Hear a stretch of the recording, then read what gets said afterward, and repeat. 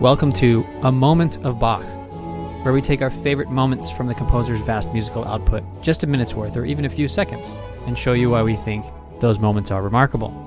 We are your hosts, Christian and Alex Giebert.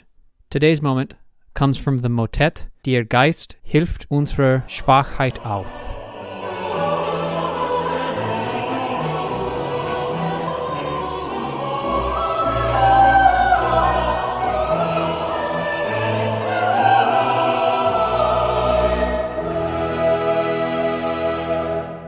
On this week after the celebration of Pentecost, we bring to you this motet focusing on the theme of the Holy Spirit. The Spirit comes to help our weakness. The Spirit pleads for us. The Spirit searches our hearts. These are all themes from the Romans text that Bach sets here.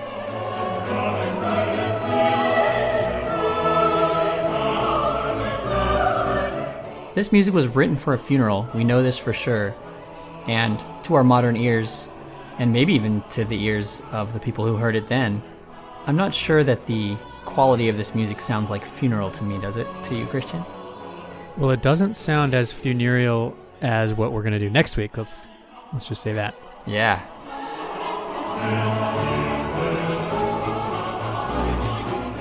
This motet was written for the funeral of Professor Ernesti, who was a professor at the Leipzig University and director of the Thomas Schule.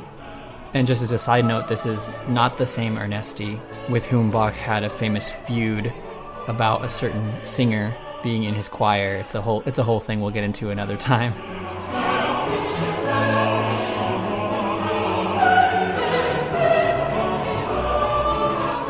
But Bach does this here with this text. He gets this text, he does what Bach does, which is that he writes to the text. And this text requires this sort of lively dance. Even though it's for a funeral, Bach was writing the text first, and the occasion didn't factor into the compositional decision making here.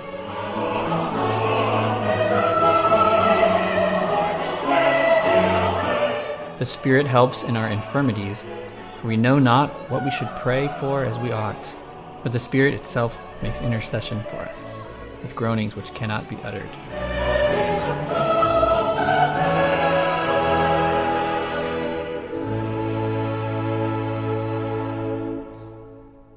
Bach, never satisfied with simplicity, decides to write this in a double choir scoring here. And what that means is we get two full choirs, soprano, alto, tenor, bass, and then soprano, alto, tenor, bass. It's not an 8-part choir. The distinction is made and is seen on the video if you watch this in the link in our description. There's a choir on the left with 4 parts. There's a choir on the right with 4 parts.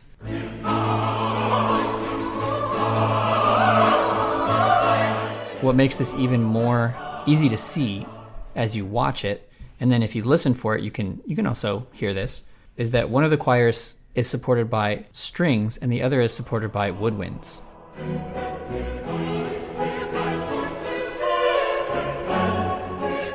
Specifically, the first choir is supported by violins, viola, and cello on the soprano, alto, tenor, and bass.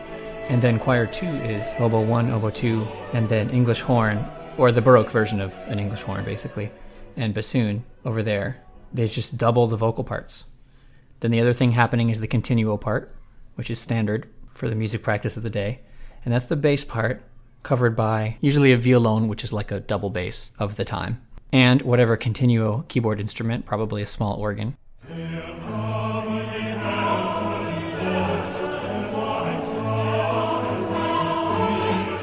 What Bach does here is he has that bass continuo line, basically doubling whatever the bass is doing in either choir. Whoever's got the bass line in either choir, Bach gives that to the continuo as well. That organist would have been expected to play chords, the harmonic structure above. So despite all the other complexity of the choir parts, there's still even more going on in the continuo parts. And you can hear a harpsichord also being played on this recording too.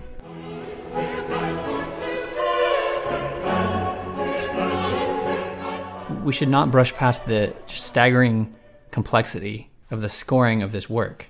At the very, very beginning, you hear choir 1 begin. Then you hear choir 2 enter 2 bars later. And then choir 2, they just switch off at the beginning, but then suddenly they're together.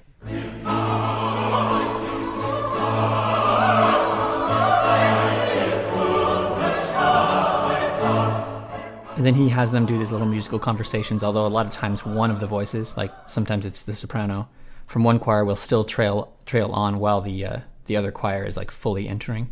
And that happens right away.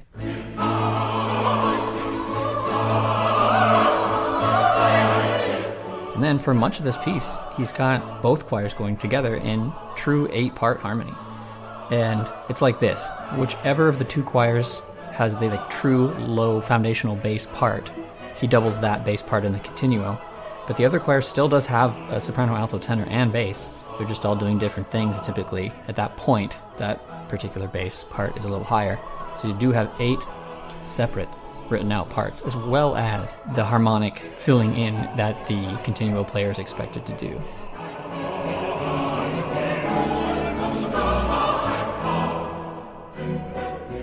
I think it's worth saying at this point, Alex, that the tradition of writing something for 2 choirs that are antiphonal is actually pretty old by the time we get to Bach.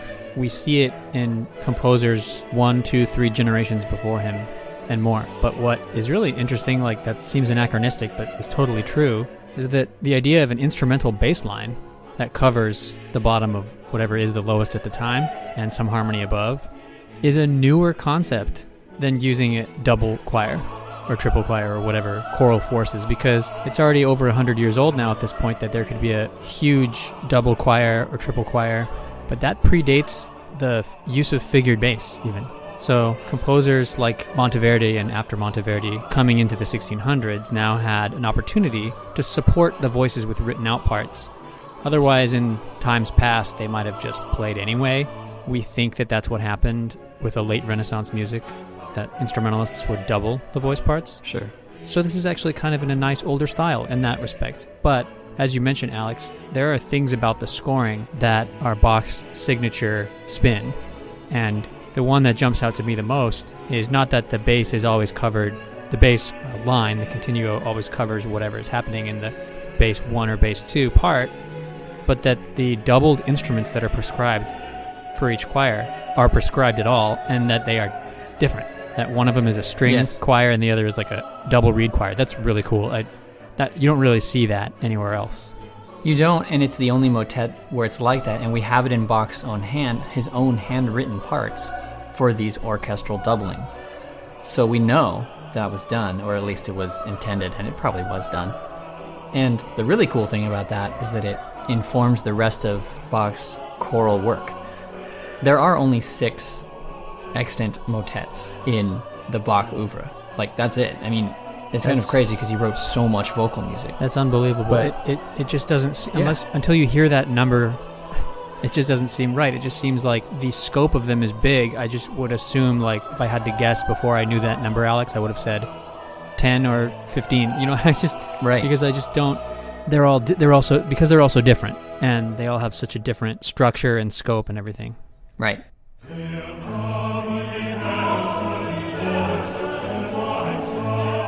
And of those 6, this is the only one that has the instrumental parts written out like this.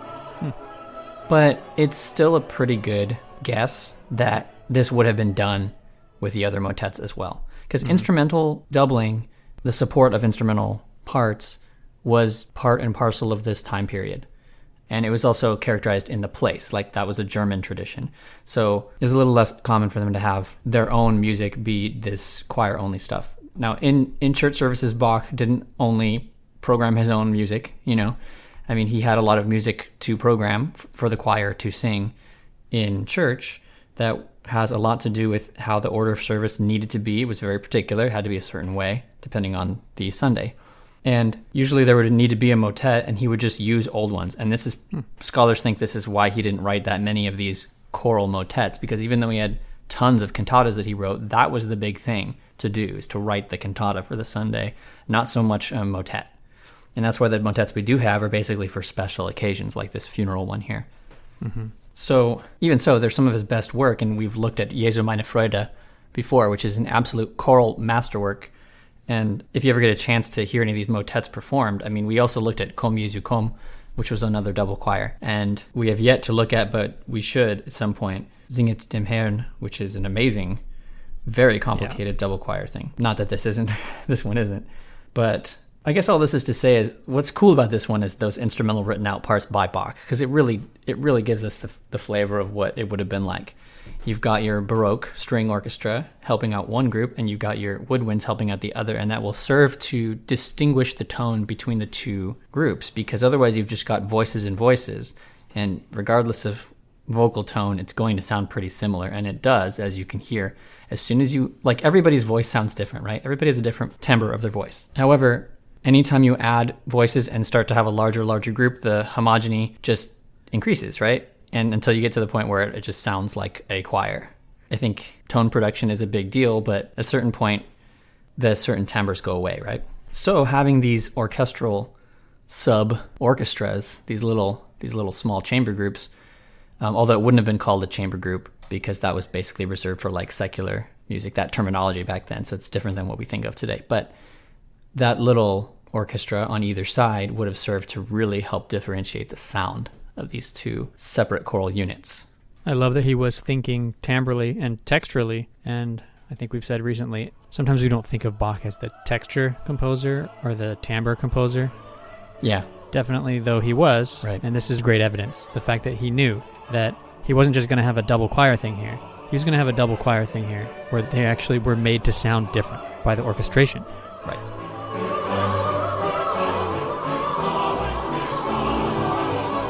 So we're coming up to my favorite moment of this motet. It's a pretty short motet, only 2 movements, or I suppose you could say it's 3 or 4, depending on how you like split it out, but a lot of them kind of segue. It's really just one opening movement in 3 parts, and then a closing chorale, which is pretty short.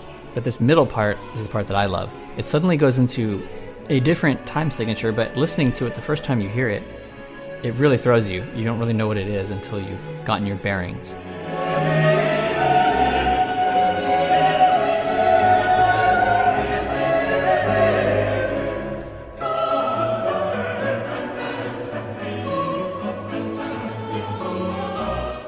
And this is the moment here. When we get to the text, sondern der Geist, selbst, etc., etc., this is the spirit itself pleads for us, this kind of thing. And when you get to that point, it goes into 4/4 time, but you wouldn't know it by hearing it, because it's really jumpy. And what that is it has to do with the syncopations that are happening. Then he's starting to add the other choir. Now we're getting 2 choirs fully here. It's just a fugal thing, right? It just jumps in. This section is very short, and right near the end of it, before we get into the 3rd section,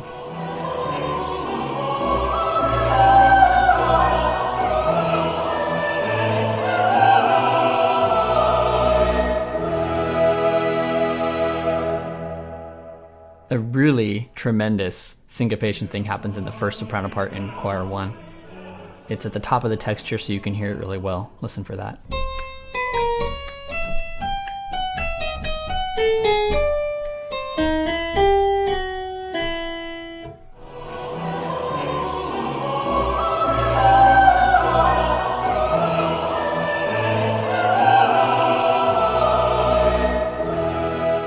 It's pretty crazy.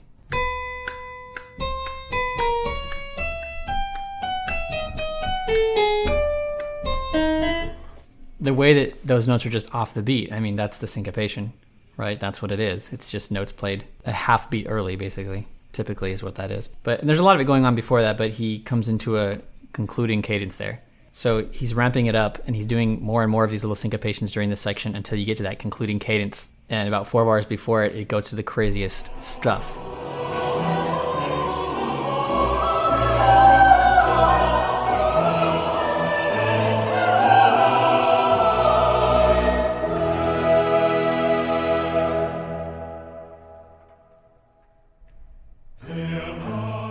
Bach likes throwing the crazy stuff at us at a dramatic moment, which is usually before a cadence. And you can always see this in his cantata arias. It's that B section before we return to the A section again. It's that end of that B section where he goes really wild. And when he goes into a cadence, and then especially on those da capo arias where it goes right back to the A section, he likes to do that there. And even though this one is not that same kind of format, he is doing that thing he likes to do, which is to make it as wild as he can right before a cadence that precedes a new section of music. And when you get to that new section, it becomes a lot more stable if you listen there.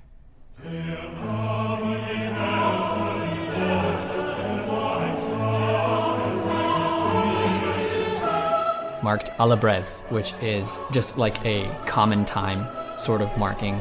This next section, you can hear how the beats are a lot more steady. The half note gets the beat, and this is just it's a little bit more antiquated in style in this section right here. You can kind of hear that.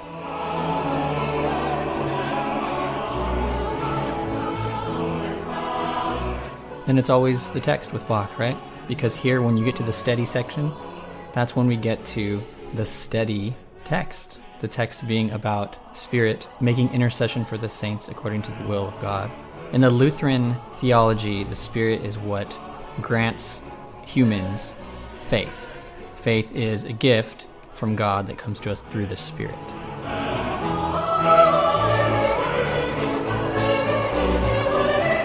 So you get this sort of reassuring, steady music painting that picture.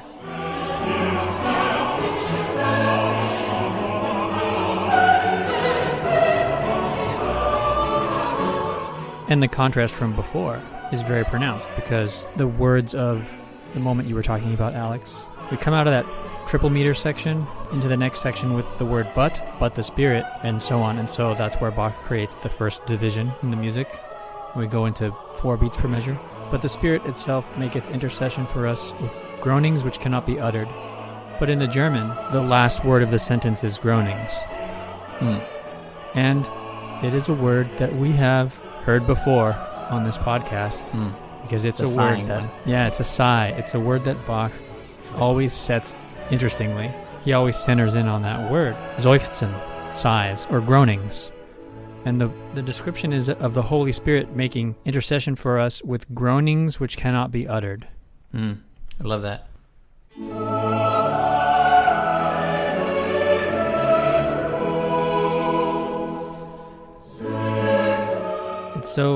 It's so evocative.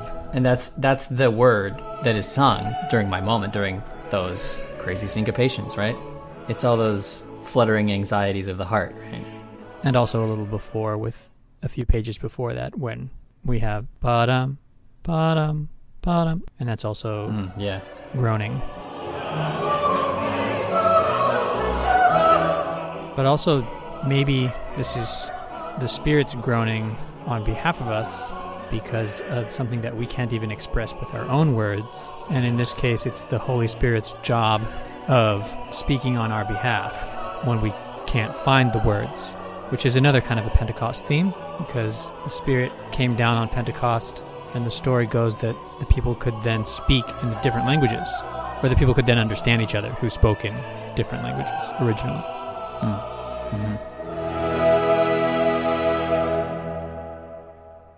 Yeah, it's an interesting verse from Romans. That's Romans 8:26. And it's not, I don't think it's that clear theologically what that means. But it talks about how the Spirit, we don't know what we should pray for. We know not what we should pray for, right? But the Spirit itself maketh intercession for us with groanings which cannot be uttered. That's from the King James Version. So that idea from Pentecost about the languages, right? And the language that we can't... There are some things which can't be put into any language, things that only the Spirit would be able to intercede for us about.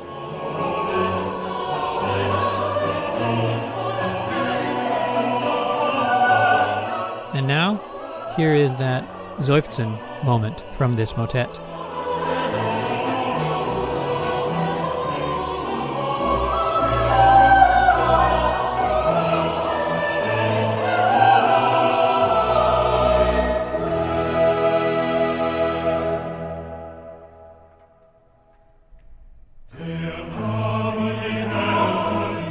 If this introduction to a musical moment has inspired you to hear the rest of this piece, please see the link in the episode description to see their performance by the Netherlands Bach Society.